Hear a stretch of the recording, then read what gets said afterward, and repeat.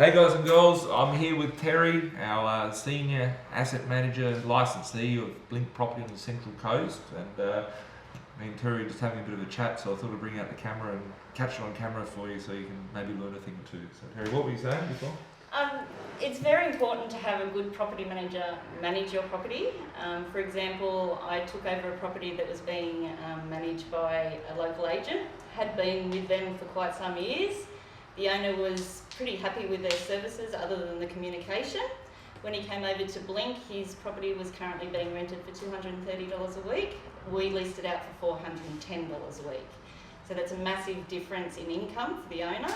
He wasn't aware of the market and where the property should be sitting. He relied on his property manager, and because he didn't have a good property manager, he lost money. That's the most important thing, is to have a good property manager that will show you not only what the market is doing, but also lead you into better positions. Yeah. That's just robbery, like just because the guy's a nice guy and you leave the property with him or whatever, that's like, it's laziness. We've got a phone going off here in the background, but this laziness from the other agent's part, and it's important that your property manager is proactive. Communication, the thing that I always hear so many compliments from Terri from Terri's clients is that they always say that Terri's on top of things. She's always chasing her up. She's like a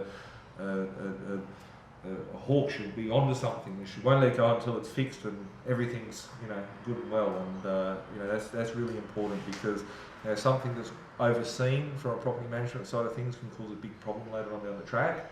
And being proactive, and obviously making sure that your investment or your asset is getting the maximum from it. So a lot of real estate officers out there will say, "I'll sell your property, the market's gone up," because they want to get a commission from a sale or something like that. We're seeing that a lot at the moment.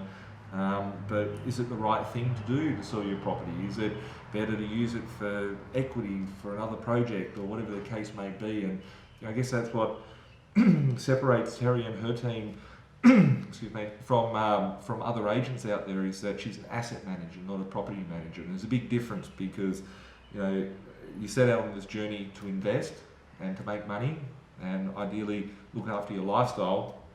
But if you've got incompetent people which are just, oh yeah, I'll go do that for you, looking after your assets, not really making it to its maximum potential. So thanks a lot for that. Terri, you got anything else to share with everyone? I know you got lots of wisdom there. Another one is to pick the right applicant going into the property, one that's going to look after the property and actually improve it for the owner. So the owner's spending less and obviously is making more money while they do it.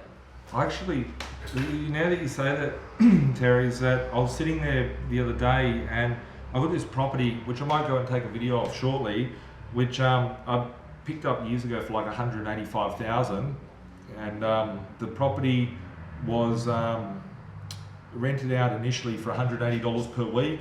Then it went up to like $200 a week, $300 a week, and that was back in the day, 10 years ago when I bought it. But now that Terri's had it, it's been going up like $10, $15, $20 per week. And I remember the place needed to be completely renovated when I first bought it, and it's never had a reno done to it. And the tenants, now the rent's up like nearly $400 per week, the one over in Battle Bay. Yep. And that property, I think the tenant was a landscaper or something. The tenant is a landscaper, and he had tools available and asked if Nathan would provide some assistance with materials, and he would redo the whole backyard. So I got the backyard renovated for free. All I had to do is pay like $500 or $1,000 or something. And he even got a rent increase too, thanks to Terri. So that's the importance of having a proactive asset manager, instead of having a property manager which is just oh yeah, I'll collect some rent for you and see you later in 6 months' time. And I'll call you up when there's a problem and when you need to spend money, and between now and then I won't call you for anything else. And that's another interesting point as well, Terri, is that I don't know if most of you watching this know or realise that from the ATO statistics, less than 18,000 people in this country own 6+ properties. Throughout Blink Property and the other part of our group of companies, I reckon that we've been a part of probably half of those, statistics for them helping them get to their 6+ properties in their portfolio. And also from our end, like we manage, we represent, if we break it down, there's 24 million people in the country, so there's less than 0.001% of the population that are in that elite group of people with 6+ properties. And most of them trust Terri and her team and Blink Property in order to manage them and to maximise, the potential from that side of things. So, yeah. So any other?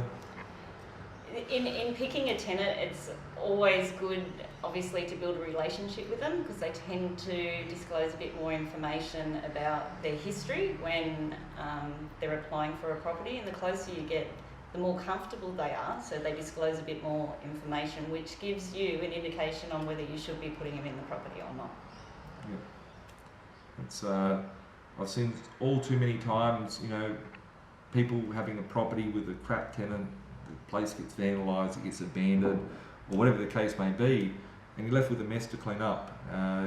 You're only as good as the people that you've got around you, only as good as your team, and that's, I guess, why we created Blink Property, to be something different in the marketplace. That's why it's fluoro pink and still carries the same sort of philosophies as what we do back at B.Invested at the headquarters, to make sure that everyone's getting the maximum out of their returns and their investments, and helping you guys out as a client. That's why you employ us at the end of the day, to make sure we take care of your assets and that we're in safe hands. So, yeah. Anything else?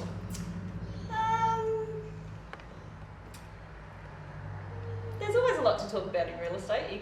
You could talk forever. It's all about, I feel, to building a good team, reliable staff that you've got there that know their legislations, know what they can do and what they can't do in the industry.